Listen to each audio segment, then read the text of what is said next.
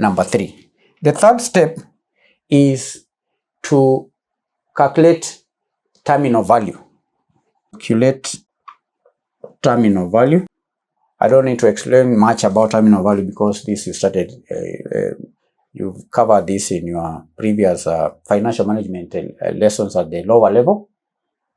Because currently, since it's impossible to project cash flows indefinitely, sometimes a terminal value is calculated to represent the value of all cash flows beyond the explicit forecast period. Okay, so the main cash flows here would be the projected future cash flows from the company. Then you have the terminal cash flows, the terminal value. And we know there are various methods for calculating the terminal value. We may use the perpetuity growth model. We can also use the exit multiple model and so on.